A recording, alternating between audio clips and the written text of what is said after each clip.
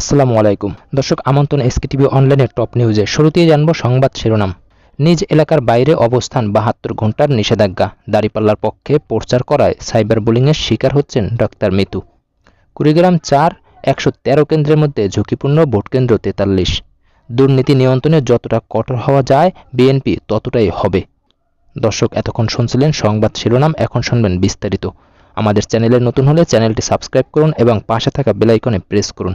দেখতে থাকুন আমাদের সকল প্রোগ্রাম। চলুন শুরু করি বিস্তারিত। ত্রয়োদশ জাতীয় সংসদ নির্বাচন ও গণভোট উপলক্ষে 82.5 ঘণ্টার জন্য যে কোনো ব্যক্তির নিজ এলাকার বাইরের অবস্থান নিষিদ্ধ করা হয়েছে। নির্বাচন সুষ্ঠু ও নিরপেক্ষ করতে এ সিদ্ধান্ত নিয়েছে নির্বাচন কমিশন। সোমবার ইসির সিনিয়র সহকারী সচিব মোহাম্মদ শহীদুল ইসলাম নিষেধাজ্ঞা বাস্তবায়নে দেশের সব জেলার প্রশাসক, পুলিশ সুপার ও পুলিশ কমিশনারদের নির্দেশনা পাঠিয়েছেন।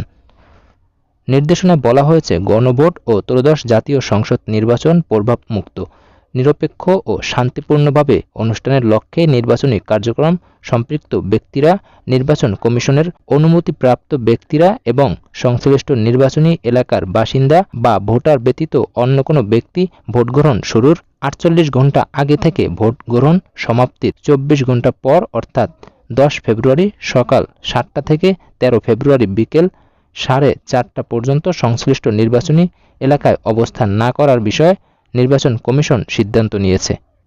এদিকে দাঁড়িপাল্লার পক্ষে প্রচার করায় সাইবার বুলিংয়ের শিকার হচ্ছেন ডাক্তার মিতু। আসন্ন জাতীয় সংসদ নির্বাচন দাঁড়িপাল্লার প্রতীকের পক্ষে প্রকাশ্যে অবস্থান নেওয়ার পর থেকেই নজিরবিহীন সাইবার বুলিং ও অনলাইন হেনস্থার শিকার হচ্ছেন জাতীয় নাগরিক পার্টির এনসিপির কেন্দ্রীয় যুগ্ম সদস্য সচিব ও দক্ষিণাঞ্চলীয় সংগঠক ডাক্তার মাহমুদা আলম মিতু। তিনি দাবি করেছেন, জামাতকে সমর্থন দিয়ে দাঁড়িপাল্লার প্রচারে যুক্ত হওয়ার পর থেকে তার বিরুদ্ধে পরিকল্পিতভাবে অনলাইনে কুৎসা, ব্যক্তিগত আক্রমণ ও নারীবিদ্বেষী মন্তব্য ছড়িয়ে দেওয়া হচ্ছে। সোমবার 9 ফেব্রুয়ারি সাংবাদিকদের এক বিজ্ঞপ্তিতে এমনটা জানান ডাক্তার মাহমুদা মিতু। বিজ্ঞপ্তিতে ডাক্তার মাহমুদা মিতু জানান, এই সাইবার আক্রমণের যাত্রা আগের তুলনায় প্রায় 100 গুণ বেড়েছে।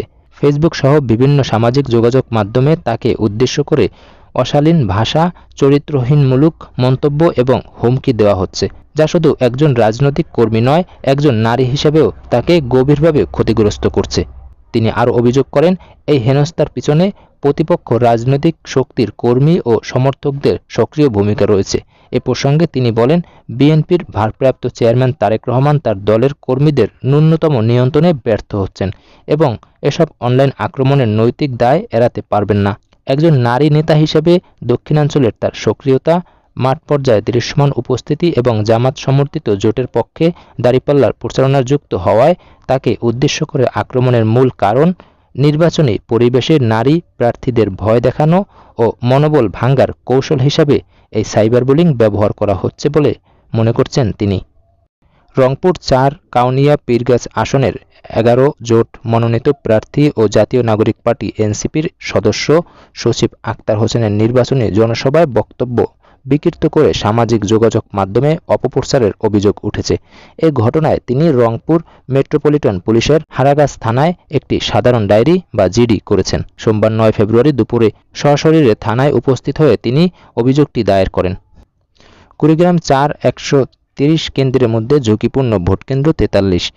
ত্রয়োদশ জাতীয় সংসদ নির্বাচন সামনে রেখে কুড়িগ্রাম 4, রৌমারী, রাজীবপুর ও চিলমারী আসনে 130টি কেন্দ্রের মধ্যে 43টি কেন্দ্র ঝুঁকিপূর্ণ হিসেবে চিহ্নিত করা হয়েছে।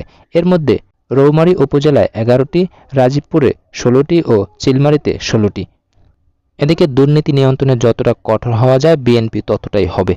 আসন্ন সংসদ নির্বাচন সামনে রেখে জাতির উদ্দেশ্যে দেওয়া ভাষণে বিএনপি চেয়ারম্যান তারেক রহমান বলেন, বিএনপি এমন শাসন ব্যবস্থা প্রতিষ্ঠা করতে চায় যেখানে ব্যক্তি বা দলের চেয়ে রাষ্ট্র বড় হবে। তিনি জবাবদিহিতামূলক রাজনীতি, দুর্নীতির বিরুদ্ধে জিরো টলারেন্স এবং সুষ্ঠু নির্বাচন নিশ্চিত করার অঙ্গীকার করেন। ভোটাধিকার, গণতান্ত্রিক অধিকার, যুব সমাজের কর্মসংস্থান, শিক্ষা সংস্কার ও সামাজিক সুরক্ষাকে তিনি অগ্রাধিকার দেন। অতীতের অপসারণ ও সহিংসতার পুনরাবৃত্তি না করার প্রতিশ্রুতি দিয়ে তিনি সবাইকে শান্তিপূর্ণভাবে ভোটাধিকার প্রয়োগের আহ্বান জানান। অন্যদিকে তরুণদের প্রত্যাশার নতুন দেশ গড়তে দাঁড়িপাল্লায় ভোট চান ডক্টর শফিকুর রহমান। জেনজি ও তরুণদের প্রত্যাশার এবং নারী সমাজের জন্য নিরাপদ ও সম্মানের একটি নতুন বাংলাদেশ গড়ে তোলার জন্য দাঁড়িপাল্লা ও 11 দলীয় জোট প্রার্থীদের মার্কায় ভোট দিয়ে নির্বাচিত করার আহ্বান জানিয়েছেন জামাতে আমির ডক্টর শফিকুর রহমান। ত্রয়োদশ জাতীয় সংসদ নির্বাচন উপলক্ষে গতকাল সোমবার জাতির উদ্দেশ্যে দেওয়া ভাষণে তিনি এই আহ্বান জানান। সন্ধ্যা 6:15টায় বাংলাদেশ টেলিভিশন ও বাংলাদেশ বেতারে এ ভাষণ প্রচারিত হয়। 18 মিনিটের বক্তব্যে জামাত আমির বলেন, আমরা বিশ্বাস করি জনগণ পরিবর্তন চায়, সেই পরিবর্তনের জন্যই আমাদের এই আহ্বান। তিনি বলেন, আমরা আমাদের নির্বাচনী ইশতেহারে বলেছি আমাদের স্বপ্নের বাংলাদেশ তৈরির জন্য 5টি বিষয় হ্যাঁ এবং 5টি বিষয় না বলতে হবে। সততা, ঐক্য, ইনসাফ, দক্ষতা ও কর্মসংস্থানকে আমরা হ্যাঁ বলতে বলেছি, কারণ এসব মৌলিক শর্ত ছাড়া বৈষম্যহীন, উন্নত, নৈতিক, মানসম্পন্ন পূর্ণ বাংলাদেশ প্রতিষ্ঠা সম্ভব নয়। পাশাপাশি দুর্নীতি, ফ্যাসিবাদ, আধিপত্যবাদ, বেকারত্ব ও চাঁদাবাজিকে স্পষ্ট না করতে বলেছি। দেশবাসীকে উদ্দেশ্য করে ডক্টর শফিকুর রহমান বলেন, আজ আমি আপনাদের সামনে এসেছি কোনো গতানুগতিক রাজনৈতিক ভাষণ দিতে নয়। আমি একেবারে মনের ভিতরের কিছু কথা ভাগাভাগি করতে চাই, যে কথাগুলো একজন জেনজি, একজন যুবক, আমাদের প্রজন্ম সবার সঙ্গে সম্পৃক্ত। কথাগুলো একজন মুসলমানের জন্য যেমন, তেমনি আমাদের দেশের অন্য ধর্মের ভাই বোনদের জন্য। জামাত আমির তার বক্তব্যে জুলাই শহীদদের মাগফিরাত কামনা এবং মহান মুক্তিযুদ্ধের শহীদদের গভীর শ্রদ্ধাভরে স্মরণ করেন। এছাড়া জুলাই সংগ্রামে আহতদের দ্রুত আরোগ্য ও সুস্থতা কামনা করেন।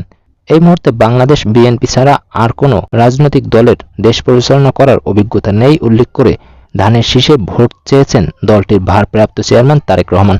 তিনি বলেছেন, দেশের রাজনৈতিক দলগুলোর মধ্যে একমাত্র বিএনপিরই সুস্পষ্ট কর্মসূচি ও পরিকল্পনা রয়েছে। মানুষের ভাগ্য পরিবর্তনের জন্য যে অভিজ্ঞতা দরকার তা একমাত্র বিএনপিরই আছে। সোমবার রাজধানীর বাসাবো বালুর মাঠে এক নির্বাচনী জনসভায় প্রধান অতিথির বক্তব্যে তারেক রহমান একথা বলেন। তারেক রহমান বলেন, এই মুহূর্তে আর কোনো রাজনৈতিক দল আছে যাদের অভিজ্ঞতা আছে দেশ চালানোর? প্রিয় ভাই বোনেরা, দেশ চালানোর অভিজ্ঞতা আর কারোরই নেই। তারেক রহমান বলেন, অতীতে আমরা দেখেছি 1974 সালে যখন দুর্ভিক্ষ হয়েছিল, পরবর্তীতে যখন শহীদ রাষ্ট্রপতি জিয়াউর রহমানের কাঁধে দেশ পরিচালনার দায়িত্ব আসে, জিয়াউর রহমান শুধু দুর্ভিক্ষের কবল থেকেই বাংলাদেশকে রক্ষা করেননি, তিনি খাদ্য উৎপাদন দ্বিগুণ করেছেন। একই সঙ্গে বিদেশে পর্যাপ্ত খাদ্য রপ্তানিও করেছেন। নির্বাচনের গুরুত্ব তুলে ধরে তারেক রহমান বলেন, এই নির্বাচন শুধু জনপ্রতিনিধি নির্বাচনের জন্য নয়, দেশ গঠনের লক্ষ্য নিয়েও হতে হবে। স্থানীয় সমস্যা প্রসঙ্গে বিএনপির চেয়ারম্যান বলেন, এলাকায় খেলার মাঠ নেই, চিকিৎসা সুবিধা অপর্যাপ্ত। তিনি স্মরণ করিয়ে দেন, স্থানীয় হাসপাতালটি বিএনপি সরকারের সময় খালেদা জিয়ার উদ্যোগেই নির্মিত হয়েছিল। তবে গত 16 বছরে মানুষের সংখ্যা ও চাহিদা বাড়লেও হাসপাতালে সুযোগ সুবিধা বাড়েনি। তারেক রহমান অভিযোগ করেন, গত 16 বছরে মেগা প্রকল্পের নামে ব্যাপক দুর্নীতি হয়েছিল। প্রতি বছর গড়ে $16 বিলিয়ন বেশি পাচার হয়েছে, কিন্তু জনগণের স্বাস্থ্যসেবায় দৃশ্যমান অগ্রগতি হয়নি। আইনশৃঙ্খলা পরিস্থিতির উদাহরণ টেনে তারেক রহমান বলেন, শহীদ রাষ্ট্রপতি জিয়াউর রহমান এবং পরে খালেদা জিয়ার শাসনামলে আইনশৃঙ্খলা পরিস্থিতির ব্যাপক উন্নয়ন হয়েছিল। তখন মা, বোনেরা ও ব্যবসায়ীরা নিরাপদে চলাচল করতে পারতেন। দেশকে দুর্নীতি থেকে বের করে আনা ও আইনশৃঙ্খলা রক্ষার রেকর্ড বিএনপির আছে। দর্শক, এই ছিল সর্বশেষ আপডেট। পরের আপডেট পেতে আমাদের চ্যানেলে সাবস্ক্রাইব করুন এবং পাশে থাকা বেল আইকনে প্রেস করুন। দেখতে থাকুন এসকে টিভি অনলাইনের পর্দার সকল আপডেট।